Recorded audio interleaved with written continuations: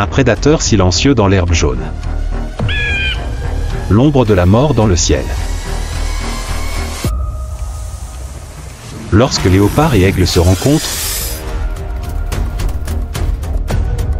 qui sera celui qui mourra? La bataille commence. L'erreur est impossible.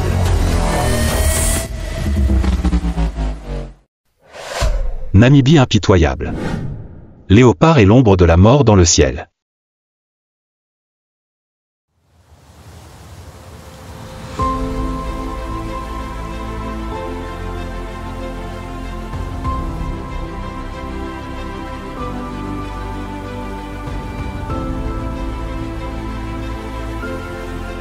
Au cœur de l'Afrique aride, où le temps est scellé dans des couches de sable rouge, un monde sauvage fonctionne encore silencieusement selon des lois anciennes, cruelles et fascinantes.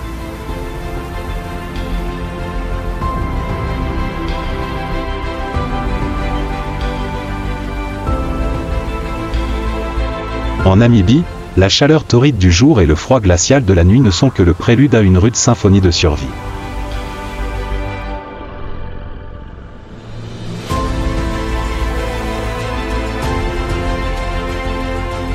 Sur cette terre apparemment aride, la vie n'existe pas.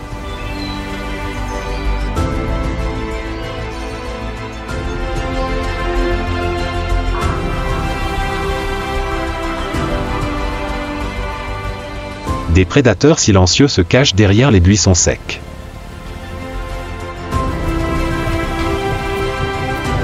Des créatures apparemment petites détiennent le secret d'une adaptation parfaite.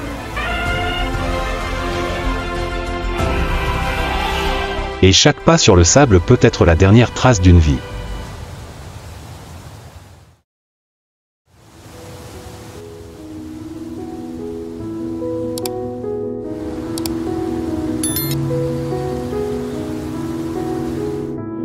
Il existe un être qui marche comme une ombre. Il ne laisse aucune trace, aucune erreur.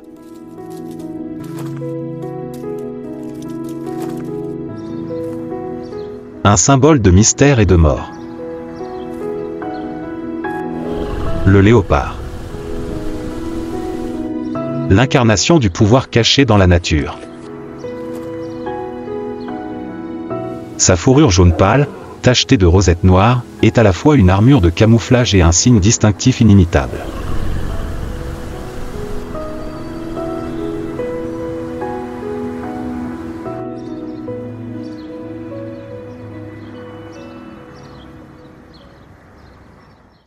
Son corps musclé, ses épaules hautes, sa poitrine large et ses pattes puissantes lui permettent d'escalader des falaises abruptes ou de s'enfuir en un éclair. Ses yeux ambrés, calmes mais acérés comme des couteaux, reflètent le moindre mouvement de son environnement.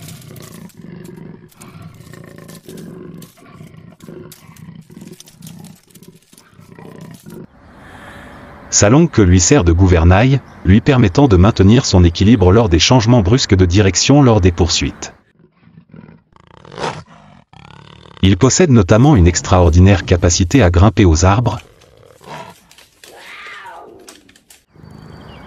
une aptitude qui lui permet d'éviter les prédateurs et de dissimuler son butin.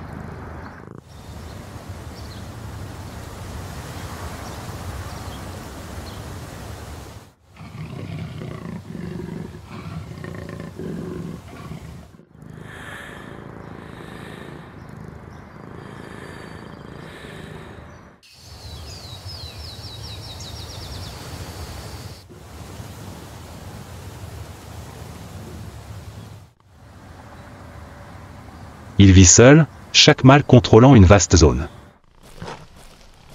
Il laisse une trace olfactive pour dissuader les intrus.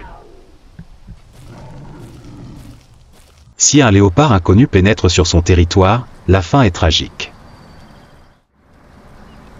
Le léopard est un chasseur solitaire, patient et stratégique.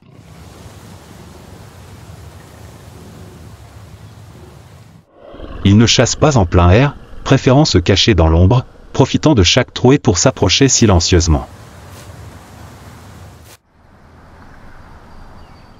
Ses proies sont variées, selon l'environnement et les opportunités. Il peut s'agir de groupes de singes, d'antilopes, de jeunes sangliers ou de proies plus petites. S'ils ne font pas attention, ils deviendront leur cible.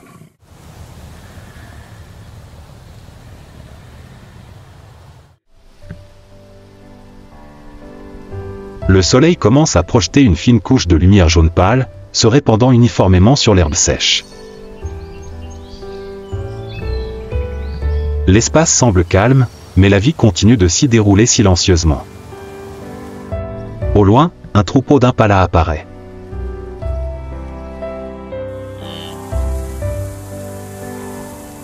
L'impala est l'une des proies les plus courantes de la savane africaine.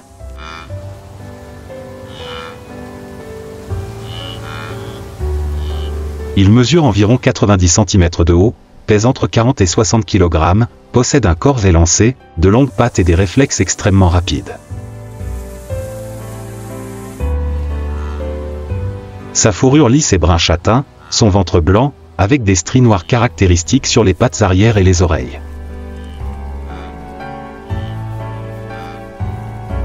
Le mâle possède une paire de cornes recourbées en faucille, à la fois pour le combat et pour signaler sa puissance.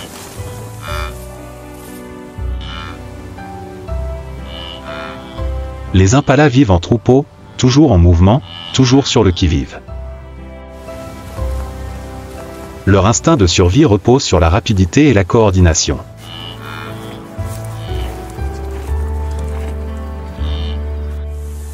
Mais parfois, un seul faux pas suffit à placer le troupeau entre sécurité et danger.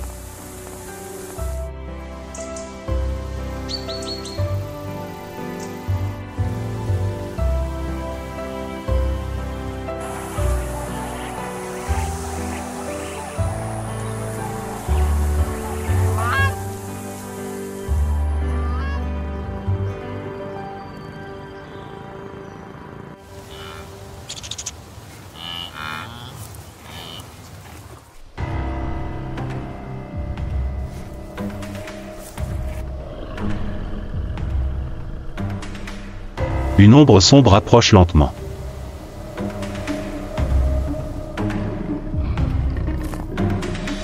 Le vent souffle dans l'herbe sèche, charriant une fine poussière qui flotte au sol.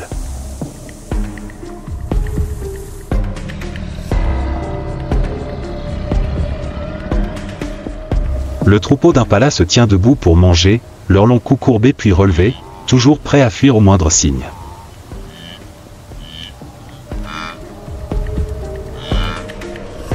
La distance qui les sépare du léopard se réduit progressivement. Le corps du léopard est tendu comme la corde d'un arc. Ses épaules se soulèvent et s'abaissent à chaque respiration lente, ses yeux ambrés rivés sur sa cible. Un impala se détache du troupeau, se dirigeant en diagonale vers les buissons où il tend une embuscade.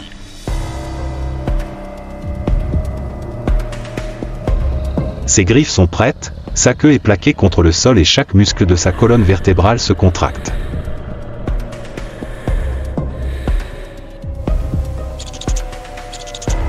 L'impala a baissé sa garde. L'occasion est venue. Soudain, le léopard chargea.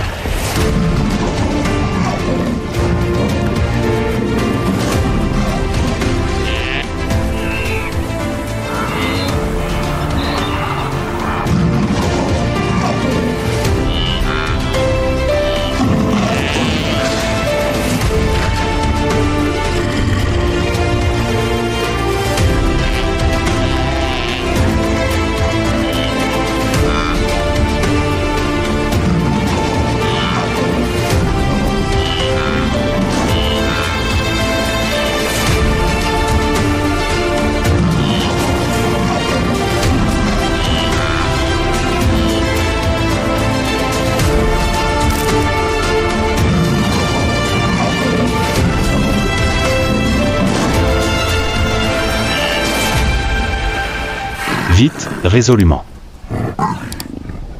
La proie ne put résister. Le troupeau tout entier s'enfuit en désordre.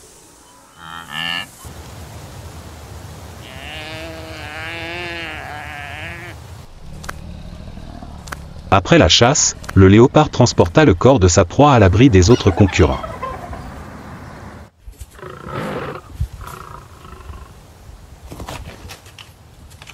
Seul dans la nature, le plus fort n'est pas seulement celui qui tue sa proie, mais aussi celui qui la protège des regards indiscrets.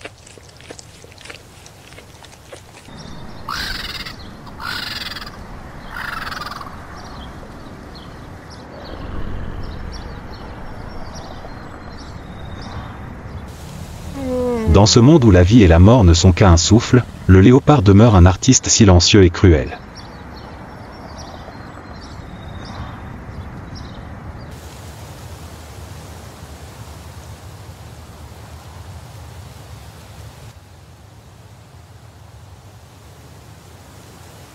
L'accouplement des léopards n'est pas fixe et a généralement lieu pendant la saison des pluies.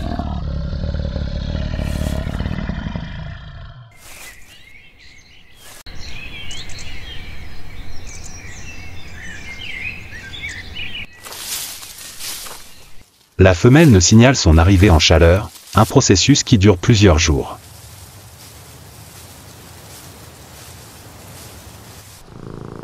Elle émet une phéromone caractéristique et laisse une marque avec son urine ou en se frottant contre les arbres.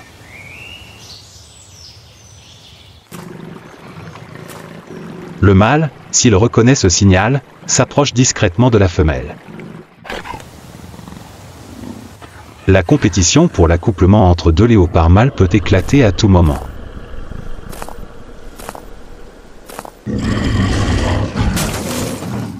Le mâle vainqueur s'accouple avec la femelle.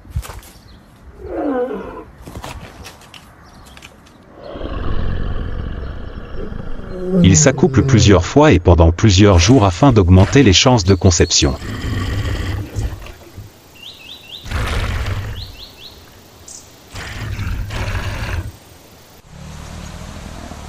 Après l'accouplement, le mâle s'en va, laissant la femelle seule pour élever la génération suivante.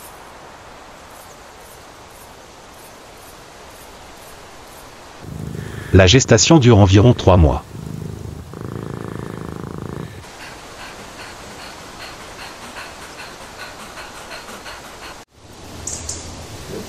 La femelle léopard trouve un endroit isolé et donne naissance à 2 à 4 petits.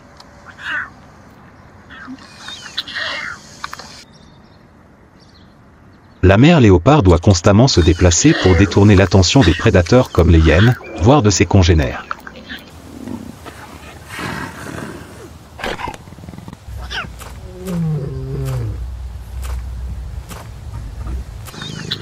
Lorsque les petits atteignent l'âge de 6 à 8 semaines, ils commencent à sortir du nid et poursuivent leurs apprentissages de chasse pour survivre dans un monde hostile. Ils ne sont plus des traqueurs. Ils seront de nouveaux prédateurs, héritant de l'instinct du sang, de l'ombre de la forêt et du regard du silence. Mais pendant leur jeunesse, encore faible et inexpérimentés, ils doivent constamment affronter des dangers qui peuvent surgir à tout moment.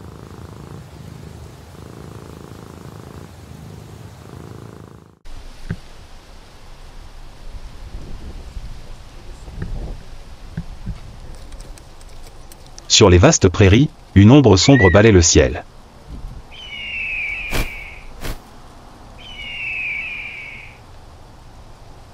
Aigle martial. Le prédateur suprême du ciel. Avec une envergure pouvant atteindre 2,5 mètres et un poids de plus de 6 kg, c'est la plus grande espèce d'aigle du continent. Les plumes brun-noir qui recouvrent son dos contrastent avec son ventre tacheté de blanc, faisant presque fondre son corps géant dans la lumière crue du ciel de la savane.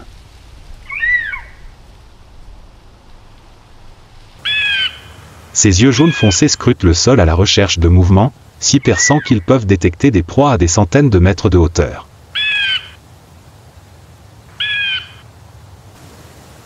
Son bec courbé est aussi pointu qu'une faucille, et ses pattes musclées aux griffes épaisses et recourbées sont assez puissantes pour percer le crâne d'une petite antilope.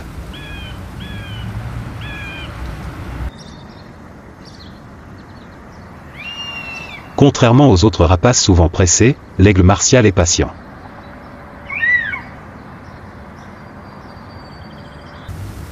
Il plane silencieusement, utilisant les courants thermiques pour maintenir une altitude stable, presque sans battre des ailes.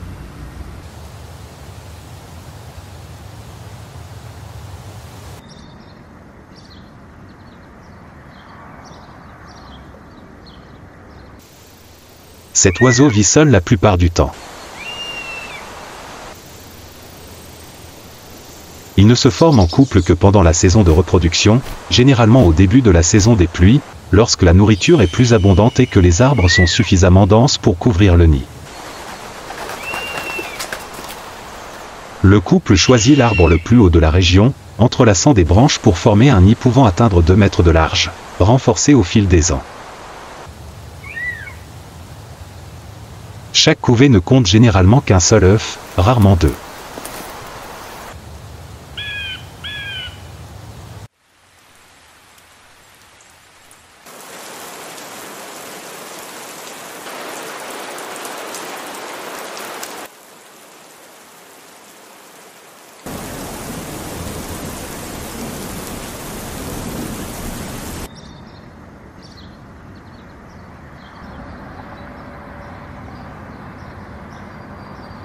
La mère couve les œufs pendant près de 2 mois, tandis que le père défend le territoire et chasse pour se nourrir.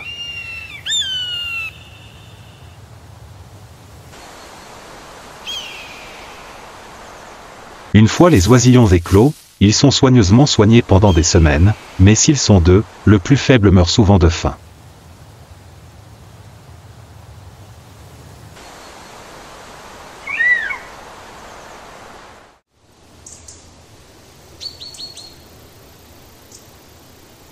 Son régime alimentaire est varié.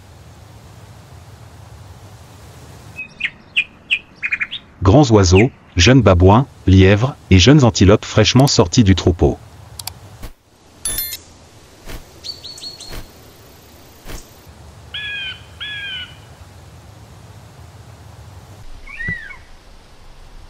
Mais le plus terrifiant est sa capacité à cibler des créatures apparemment protégées, les petits léopards.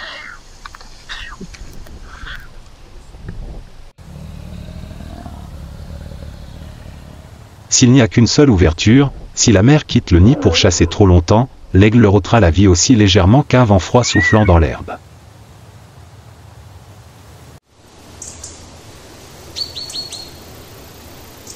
Le ciel matinal est baigné d'une douce lumière jaune, étrangement calme.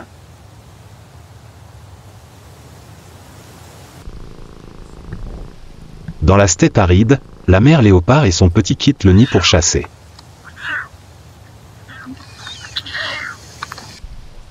Pendant ce temps, au sommet d'un arbre imposant, l'aigle martial est immobile comme une statue de pierre vivante. Ses yeux jaunes foncés le suivent. Il n'est pas pressé. Le temps est l'allié de la patience. Devant ses yeux, chaque mouvement en contrebas est clairement visible. Il incline légèrement la tête pour ajuster sa vision. En contrebas, le sol scintillait de la lumière matinale, entrecoupé de faibles ombres provenant des buissons bas qui tremblaient dans la douce brise. Un petit s'avança. L'aigle avait déjà visé. Ses ailes étaient légèrement déployées, juste assez pour sentir les courants d'air changeants. Son corps se tendit comme la corde d'un arc. Ses pattes se crispèrent sur l'écorce craquelée, créant un bruit sec et rauque, si faible qu'on l'entendait à peine depuis le sol. Chaque fois que le petit relevait la tête, chaque fois que ses plumes flottaient au vent, elles apparaissaient dans son champ de vision comme des points lumineux mouvant dans un tableau fixe. Le temps semblait s'être arrêté. Dès que le petit leva la tête, la lumière du soleil lui aveuglant les yeux, il sentit l'obscurité s'abattre. En quelques secondes, l'aigle avait amené sa proie sur une haute branche, où le feuillage perçait la lumière matinale, délimitant la frontière entre le vainqueur et le reste de la savane.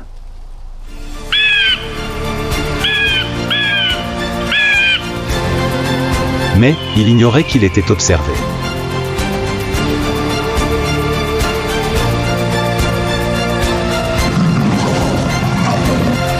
La mère léopard avait tout vu.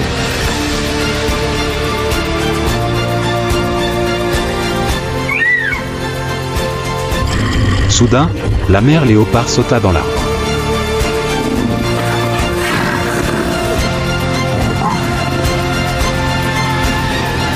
Les ailes se déployèrent par instinct de défense, mais il était trop tard.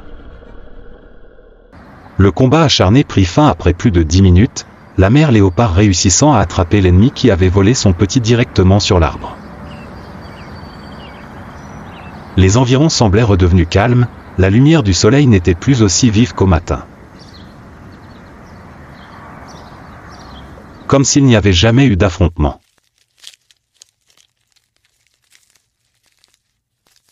Dans le monde sauvage, où chaque instant pouvait être le dernier, la négligence n'avait pas sa place.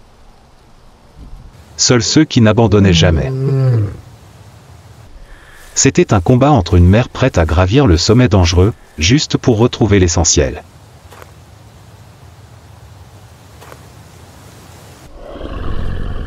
Pas la victoire. Mais la vie.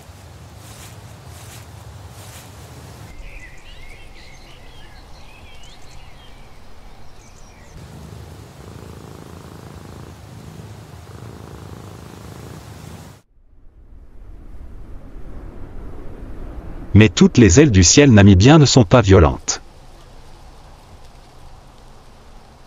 Tandis que l'aigle guerrier règne sur les plaines arides et rôde depuis la cime des arbres, un autre roi garde son territoire dans les eaux plus calmes.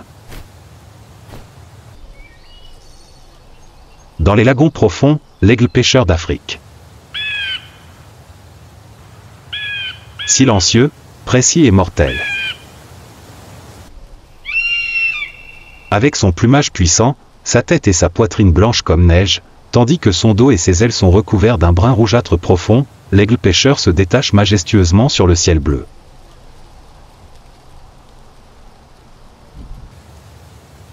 Son grand bec profondément crochu est d'un jaune vif avec une pointe noire pointue, comme taillée dans l'obsidienne. Ses yeux jaunes orangés perçants percent les ondulations, aucun mouvement ne lui échappe. Son envergure dépasse les 2 mètres, et chaque battement d'aile fait légèrement trembler l'espace au-dessus de l'eau. Mais lorsqu'il chasse, il n'a pas besoin de battre des ailes. Il plane. Plane. Et attend. Ils vivent en couple, unis pendant des années.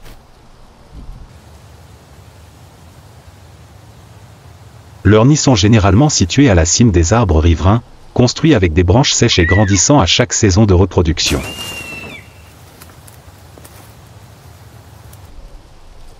Il y a généralement 2 œufs, mais un seul poussin survit généralement, après des mois de sélection naturelle rigoureuse. Contrairement à d'autres prédateurs à sang-froid, l'aigle pêcheur ne rugit pas et ne poursuit pas. Il privilégie la précision, le silence et la grâce. Son principal aliment est le poisson.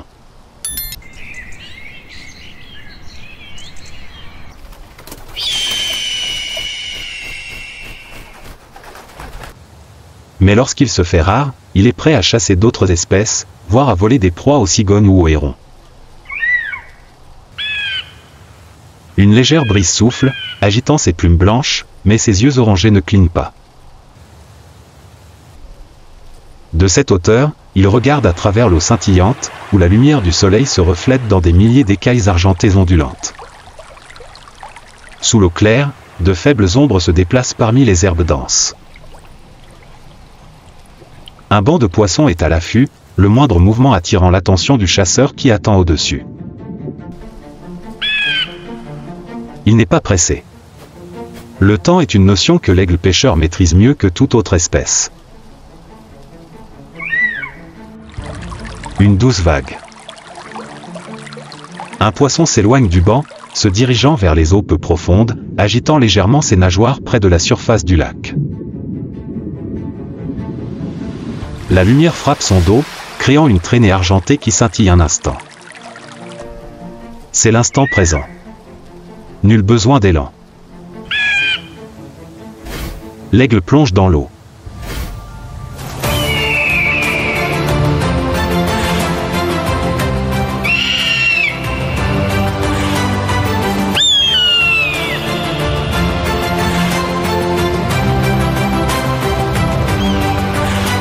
L'eau n'a que le temps de trembler un instant, l'aigle déploie ses ailes.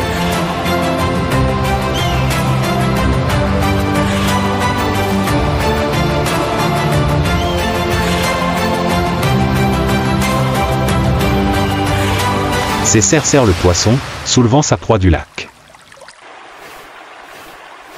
Des gouttes d'eau tombent en traînées scintillantes derrière lui, s'estompant au soleil matinal. En bas, l'eau retrouve son calme familier.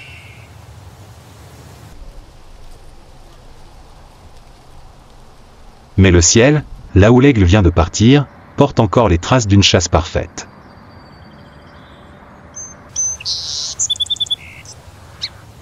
En Afrique, chaque coup de vent, chaque regard, peut marquer le début ou la fin de la vie.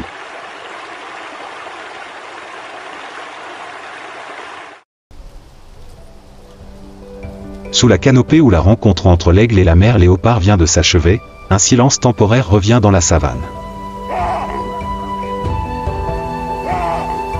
La paix dans la savane est un moment précieux, mais cela ne signifie pas pour autant qu'il n'y a pas de danger.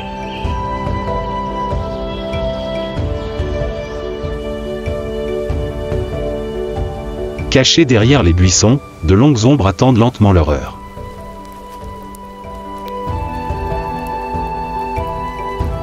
Le python africain. Celui qui sème la peur par son silence mortel. Un prédateur dont les victimes ne se rendent souvent compte que trop tard.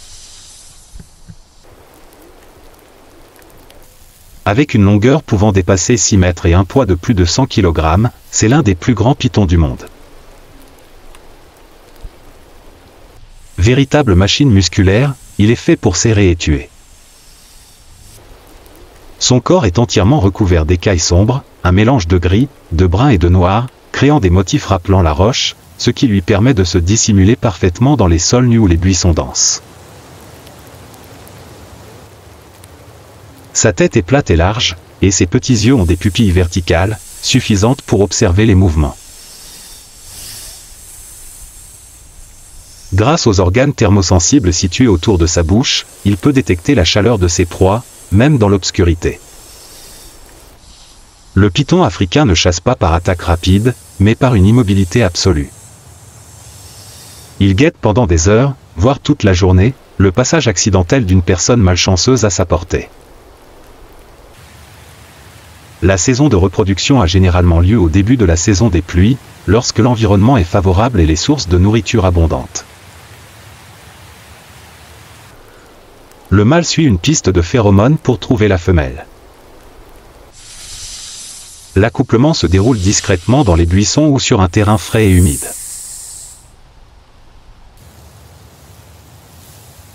La femelle trouve ensuite un endroit isolé pour pondre ses œufs.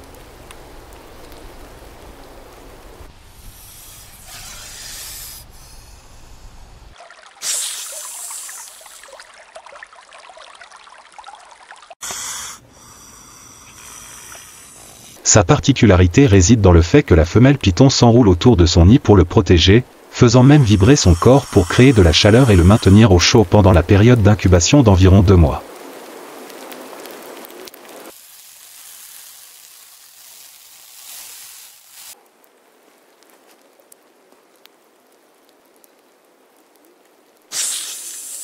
Lorsque les œufs éclosent, les petits mesurent environ 50 cm de long et sont dotés d'un instinct de survie développé.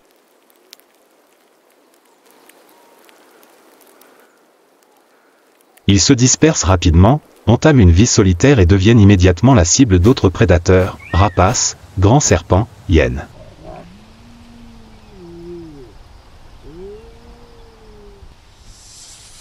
seuls les individus les plus rapides et les mieux cachés survivent jusqu'à l'âge adulte. Sa nourriture est très variée, oiseaux, lièvres, petites antilopes, bébés crocodiles ou léopards si l'occasion se présente. La morsure du python des rochers est extrêmement précise, ses dents sont inclinées vers l'intérieur pour l'aider à se fixer sur sa proie. Après ce repas, il ne peut rien manger pendant des semaines, voire des mois.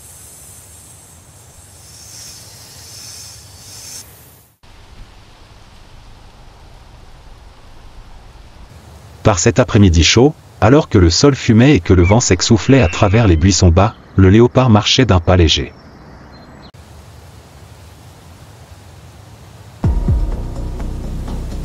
Mais un bruit vague et étrange retentit. Non pas le bruit de branches sèches qui craquaient sous les pieds, mais quelque chose qui bougeait. Le léopard commença à jouer avec sa proie. Sans attaquer immédiatement, il fit quelques pas en avant puis recula, ses pattes dansant comme dans l'herbe sèche. Des griffes acérées émergèrent de ses épais coussinets, effleurant légèrement la poussière, laissant flotter une fine couche de poussière dans la lumière crépusculaire. Le léopard haussa les épaules, son corps tout entier tendu comme une corde. Le vent tomba. L'espace était d'un silence étouffant. Contre toute attente, ils se chargèrent l'un l'autre.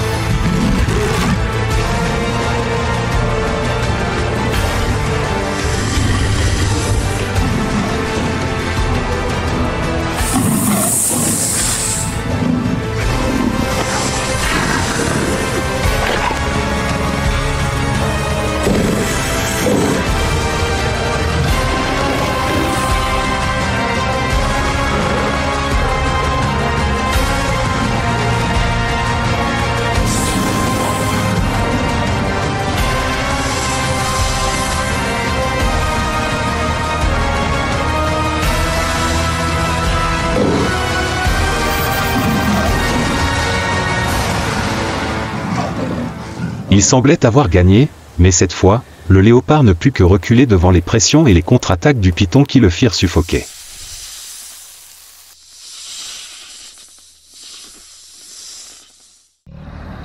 Le léopard abandonna. Non pas par faiblesse, mais parce que dans la nature, la vie n'est pas faite pour les téméraires. Et le léopard comprend que parfois, la frontière entre la vie et la mort peut être un étranglement.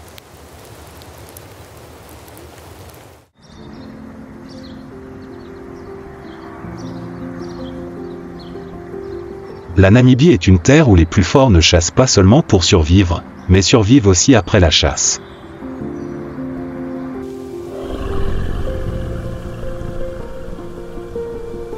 Chaque pas du léopard, chaque déploiement d'ailes de l'aigle, ou le claquement silencieux du python africain.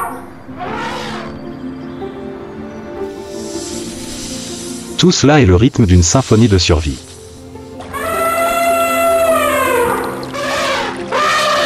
Au cœur de la beauté enchanteresse de la nature se cachent les lois les plus dures qu'aucune espèce n'a le droit d'oublier. Si vous aimez les combats acharnés de la nature, abonnez-vous à la chaîne et activez la cloche pour ne manquer aucun moment de survie palpitant.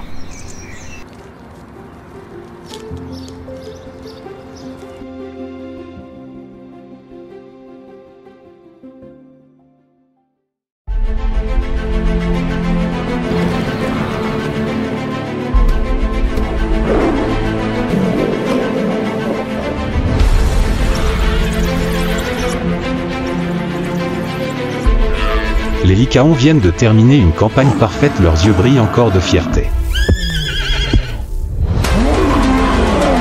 Un rugissement profond et résolu retentit.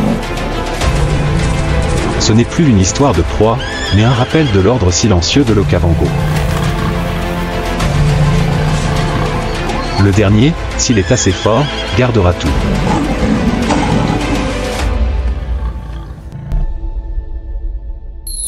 L'Okavango, impitoyable lion. Le cauchemar des Lycaons. Alors que le soleil se couche sur les prairies inondées du delta de l'Okavango, la fine brume se lève progressivement, révélant le vrai visage de la vie ici d'une beauté à couper le souffle mais impitoyable.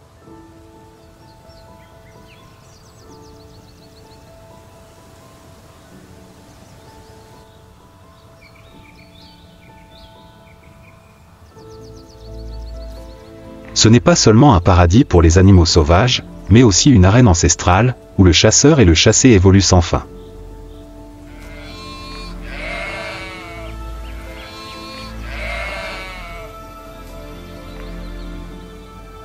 Ici, le chasseur et le chassé partagent chaque centimètre carré de terre, chaque gorgée d'eau.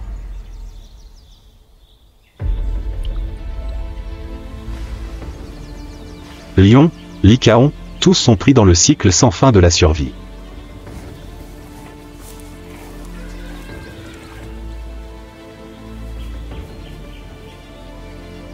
L'Okavango n'est pas seulement la destination finale du fleuve, mais aussi le point de départ d'affrontements sanglants, où seules les créatures les plus adaptables peuvent survivre.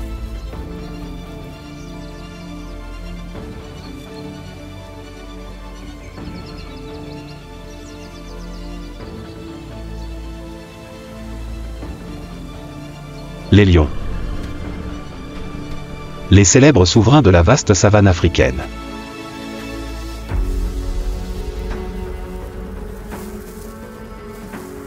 Ils possèdent un physique puissant, un corps musclé, de larges épaules, des pattes puissantes et des mâchoires suffisamment puissantes pour transpercer le crâne de leur proie.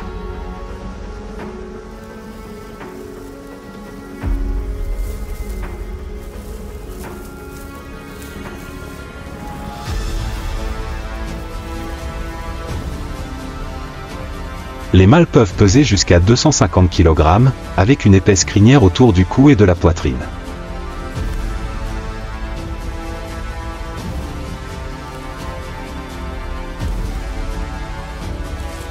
Non seulement elle constitue une protection au combat, mais elle est aussi un symbole de puissance pour les adversaires et d'attirance pour les femelles.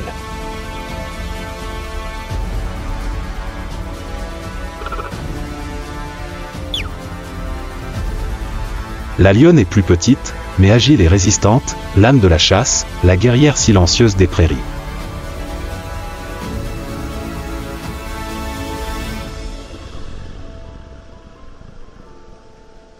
Une troupe de lions peut compter de 3 à plus de 20 individus, principalement des femelles avec des membres de leur famille, la même portée de lionceaux et un ou plusieurs mâles adultes qui contrôlent la troupe.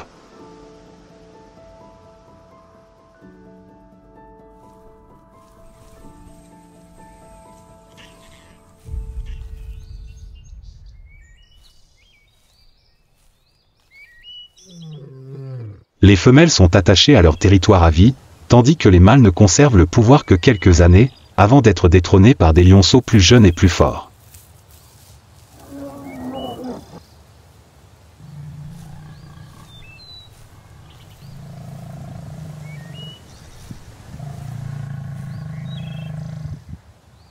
Dans le monde sauvage et rude des prairies, la force d'un lion mâle ne se mesure pas à son rugissement ou à sa musculature imposante, mais à sa capacité à conquérir et à maintenir une troupe de femelles.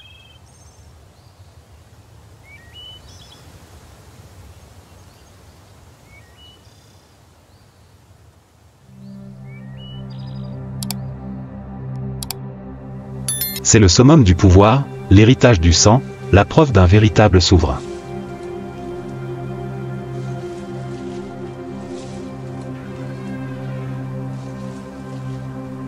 Car ce n'est qu'en contrôlant une troupe de femelles qu'un lion mâle peut véritablement jouer un rôle dans la perpétuation de la race.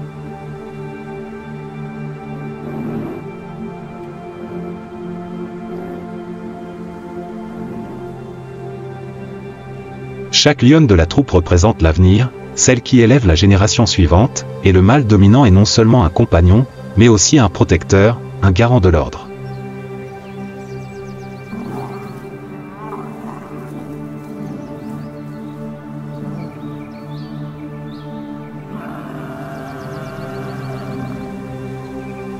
Mais ce pouvoir n'est jamais acquis facilement.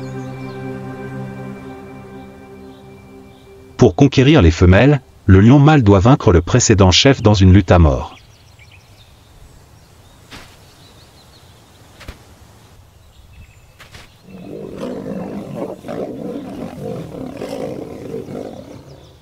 Et pour conserver la troupe, il doit lutter sans relâche contre les intrus, protégeant ainsi les lionceaux.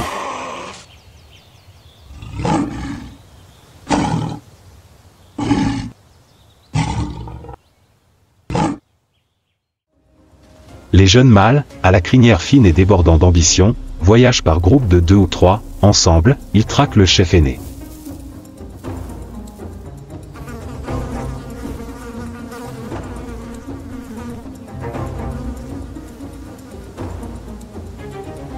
Ils suivent chaque empreinte, chaque égratignure, guettant l'occasion de le renverser.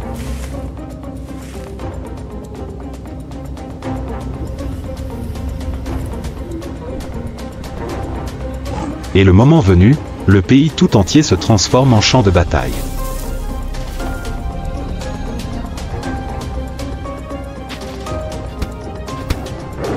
Ils fondent sur l'adversaire avec la force redoutable de leur corps, rugissant de manière assourdissante, délivrant des morsures qui mettent à mal le prestige du vieux lion qui tente de préserver sa domination.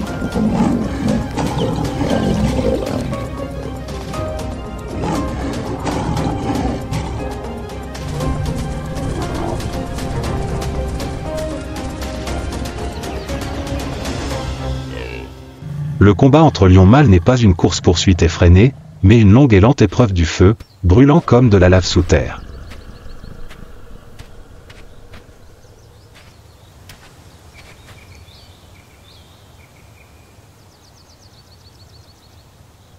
C'est aussi un jeu de courage, de détermination et de volonté de survivre en tant que chef.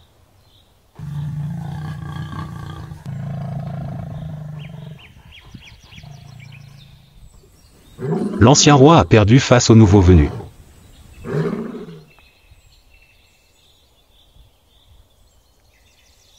Le jeune lion mâle rugit, signalant sa nouvelle usurpation du trône à ses voisins et à la troupe qu'il gouvernera et protégera.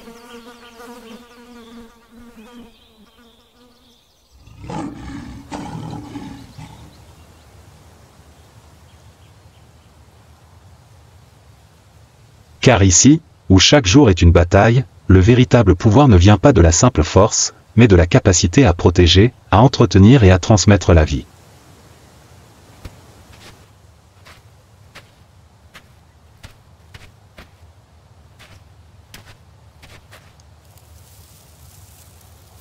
La structure sociale soudée du lion, ses tactiques de chasse habiles et son instinct territorial féroce en font le symbole ultime du pouvoir naturel.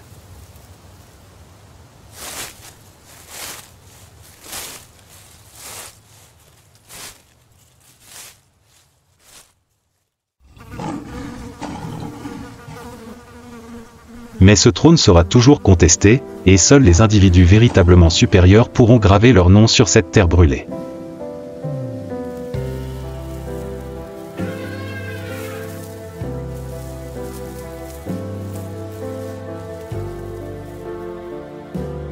Dans ce monde sauvage et féroce, une nouvelle vie naît toujours de moments d'instinct et de compétition.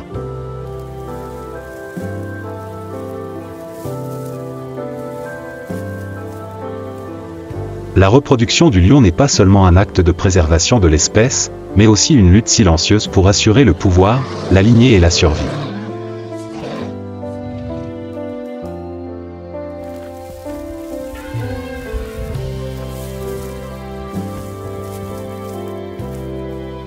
Lorsqu'un lion mâle prend le contrôle d'une troupe de femelles, il s'accouple rapidement avec les femelles du groupe pour confirmer sa lignée et tue les lionceaux de la précédente, permettant ainsi à la lionne de retourner en chaleur précoce.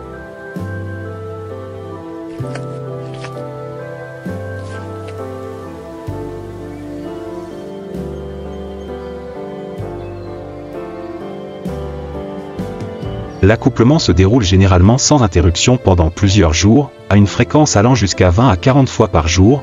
La lionne n'ovule qu'après l'accouplement.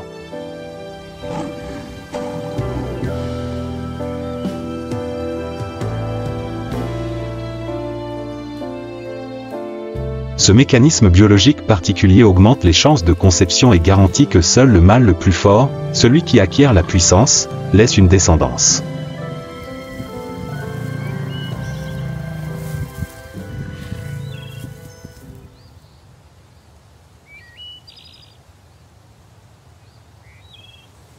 La gestation dure environ 110 jours.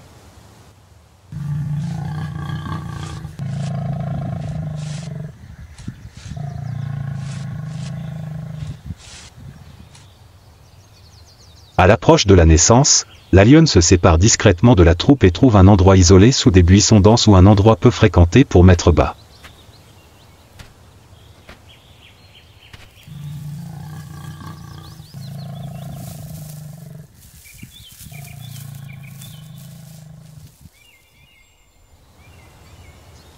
Une portée peut compter de 1 à 6 lionceaux, mais seuls 2 ou 3 survivent généralement les premiers mois.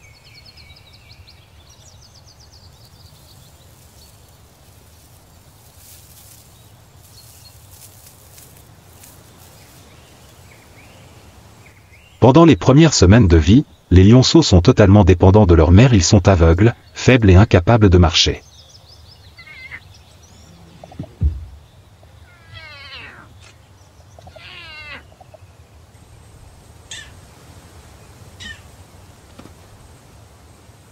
La mère lionne s'occupe d'eux, les allaite et les tient à l'écart des prédateurs tels que les hyènes, les lycaons et même les autres lions mâles s'ils ne sont pas le père des lionceaux.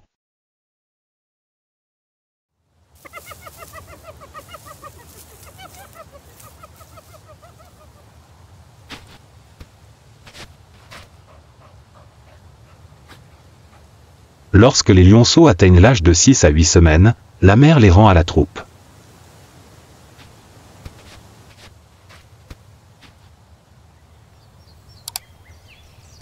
Dès lors, l'une des caractéristiques les plus particulières des lions commence à se manifester, la parentalité collective.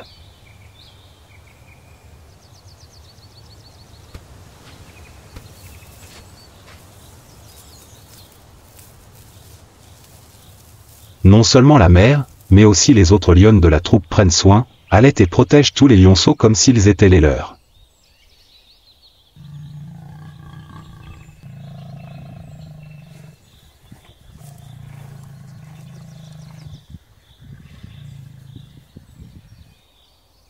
Cette coopération augmente les chances de survie, surtout dans un environnement dangereux.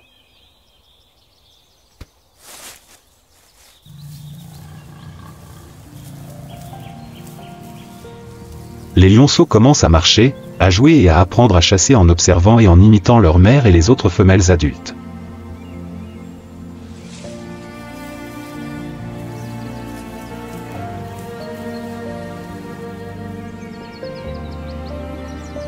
Ils vivent avec la troupe jusqu'à ce qu'ils soient suffisamment indépendants, vers 2 ou 3 ans, lorsqu'ils entament le difficile voyage d'errance à la recherche de leur propre territoire et de leur troupe de femelles.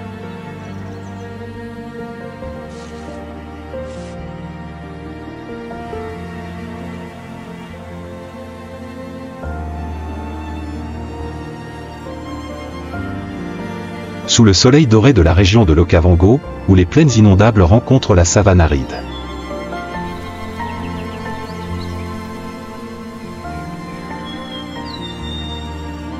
Les troupeaux de zèbres se déplacent comme le flux noir et blanc de la vie.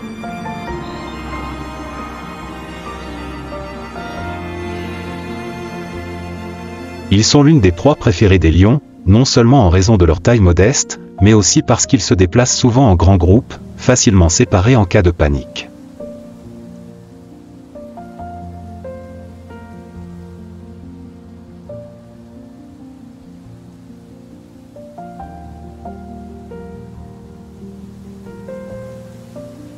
Malgré leurs pattes puissantes et leur vitesse impressionnante, ainsi que leur capacité à changer de direction avec souplesse pour éviter les prédateurs, les zèbres ne peuvent échapper au regard inquisiteur des dirigeants de ce pays.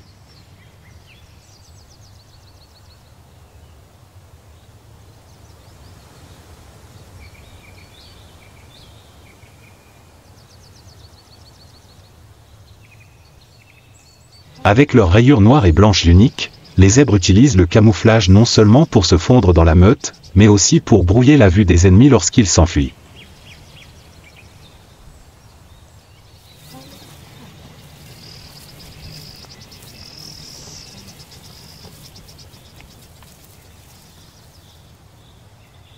Les zèbres se déplacent généralement en troupeau, mais lorsqu'un zèbre est perdu et inattentif, il est la cible du menu du lion aujourd'hui.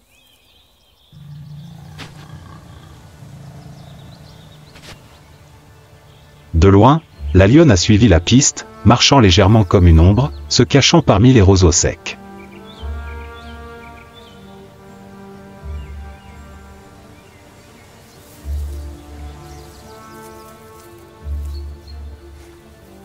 Le vent a changé de direction, emportant l'odeur de la proie.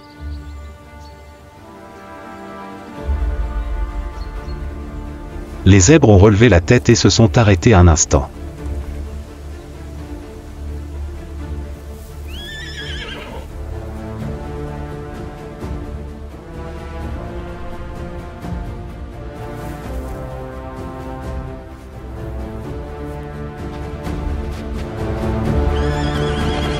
Aussitôt, les chevaux se sont précipités pour échapper au lion.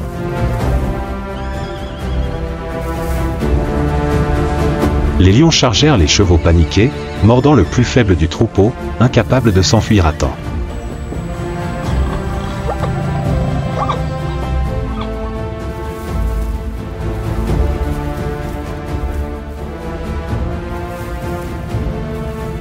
Les zèbres tombèrent en un instant, et les lions se régalèrent.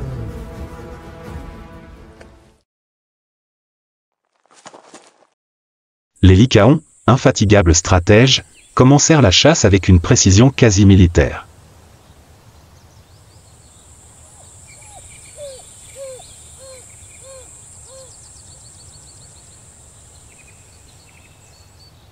Nul besoin de se cacher comme des lions, ni d'être aussi rapides que des guépards, ils comptaient sur leurs armes collectives, discipline et coordination.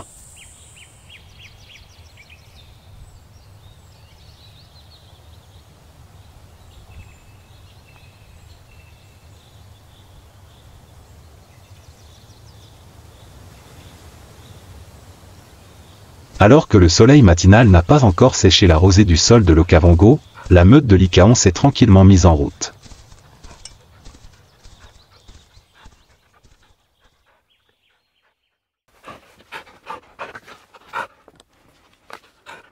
Ils ne sont ni bruyants ni pressés. Chaque pas relève d'une stratégie programmée par l'instinct.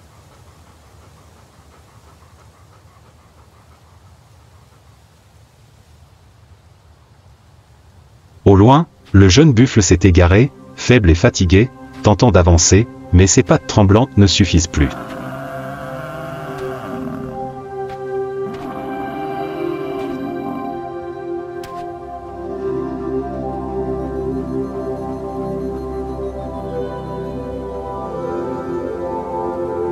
La meute de lycaons saisit l'occasion comme l'éclair.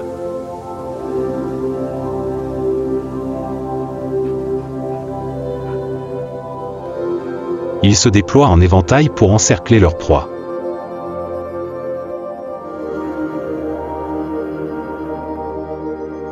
Nul besoin de signaux tels que des rugissements ou des rugissements de lions, quelques regards, quelques mouvements synchronisés suffisent à la compréhension de toute la meute.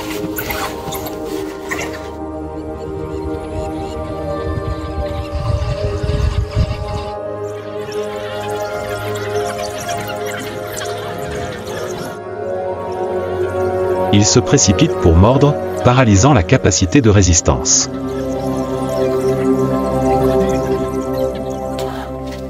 Non pas à l'unisson, mais en rythme, couche par couche, telles des vagues encerclant progressivement la petite créature.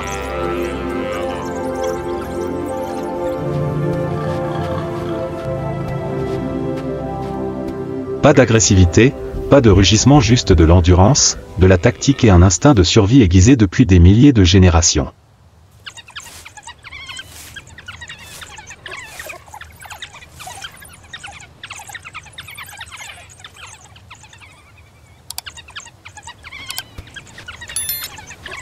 Voilà l'art de la chasse des chiens sauvages, ces guerriers silencieux de l'Okavango.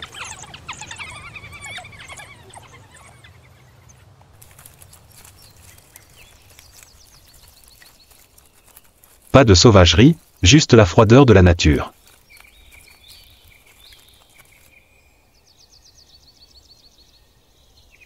Dans cette chasse, les chiens sauvages ne sont pas des tueurs impitoyables.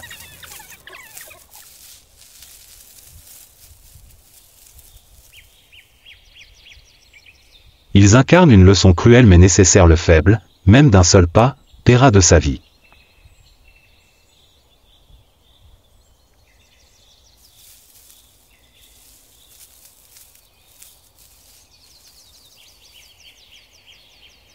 Un bruit soudain provenant de la lisière de la prairie fit s'arrêter la meute de chiens sauvages.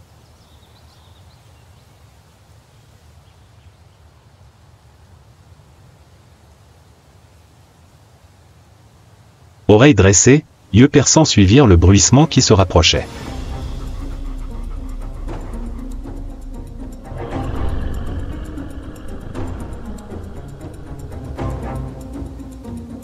Puis un rugissement profond et lourd, tel le tonnerre, résonna dans le sol.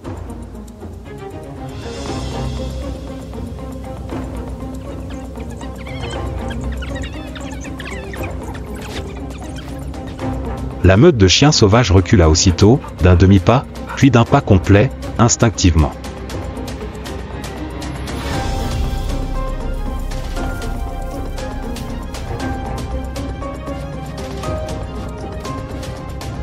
Ils n'eurent pas le temps de pleurer leur butin.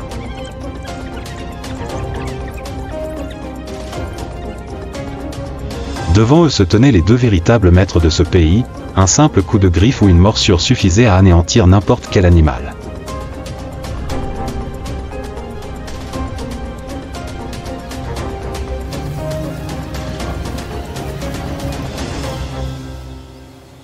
Les deux lions apparurent comme deux ombres de la mort couvrant le sol, leurs crinières emmêlées luisant d'un brin doré sous la lumière déclinante du soleil.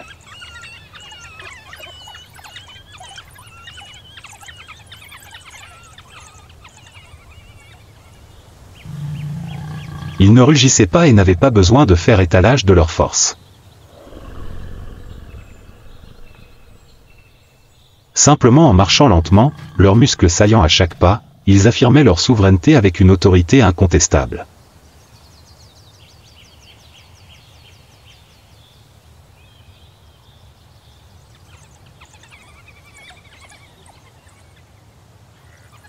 La meute de chiens sauvages, composée de plus d'une douzaine d'individus, se tenait devant la carcasse du jeune buffle.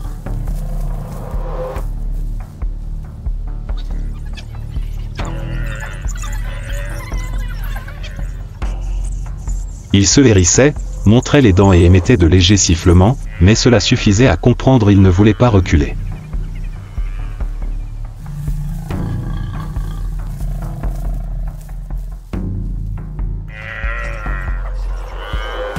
Ce repas était une digne récompense après des heures de chasse, à travers la boue, les hautes herbes et les attaques manquées avec un regard affamé.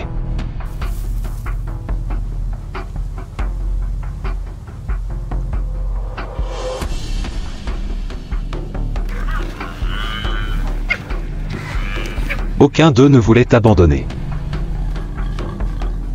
Un lion fit un autre pas en avant. Sa grosse tête était baissée, ses yeux fixés sur la meute de chiens comme s'il se demandait l'effort en valait-il la peine?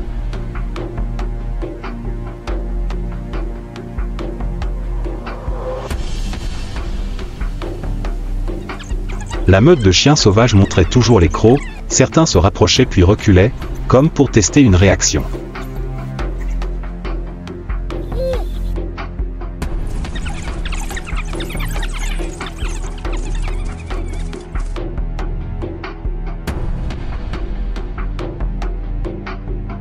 L'air était lourd de tension, où un faux signal signifiait le sang, non pas de la proie cette fois, mais des concurrents.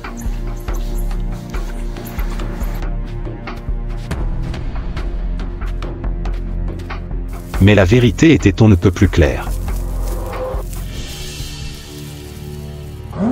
Lorsque le deuxième lion rugit un rugissement profond et retentissant, porteur d'un souvenir de l'ordre ancien,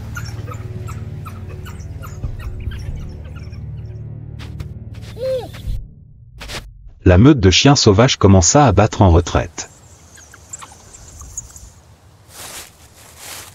Non par peur, mais par compréhension ils perdraient s'ils se battaient.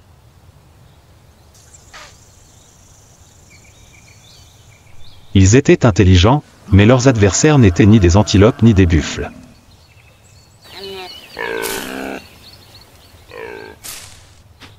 Chaque chien sauvage s'éloigna, sans hâte, mais d'un pas lourd.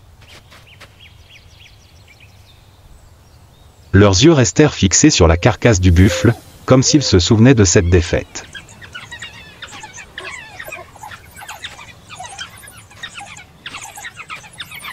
Derrière eux, 2 lions s'approchèrent sans hésitation de la carcasse et la dévorèrent.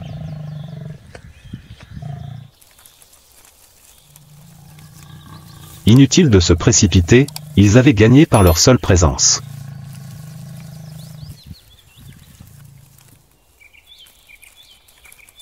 Le festin commença sans cérémonie, mais avec sens.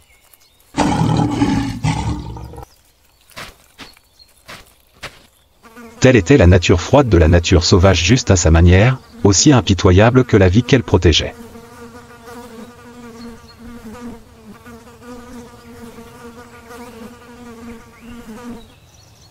Dans le monde de l'Okavango, où chaque pas pouvait être le dernier, où chaque regard, chaque rugissement ou chaque tic pouvait décider de la vie ou de la mort, l'hésitation n'est pas de mise.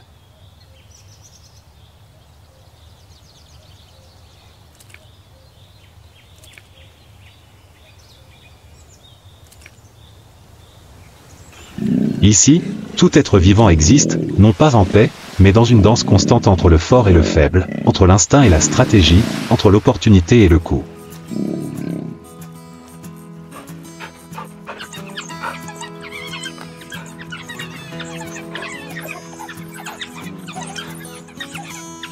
Les 2 lions se tenaient là, savourant en silence la viande qu'ils venaient de conquérir sans effusion de sang.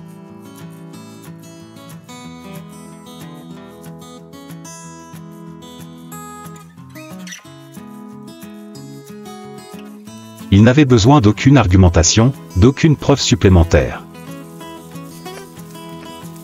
Leur existence était une preuve en soi. Dans ce pays où le soleil brûle et où la brume cache les yeux de ceux qui observent, seuls les plus forts sont capables de survivre et de laisser leurs empreintes au sol.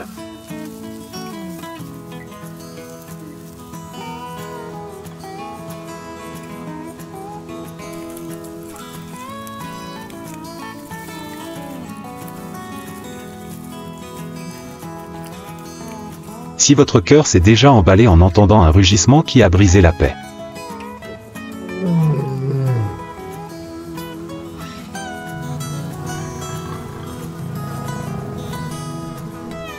Si vous avez déjà suffoqué à l'instant brutal de la survie.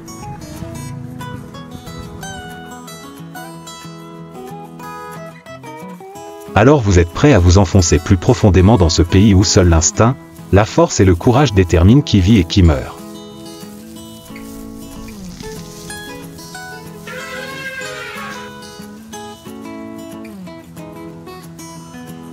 Abonnez-vous à notre chaîne pour ne rien manquer des voyages les plus intenses de la nature sauvage.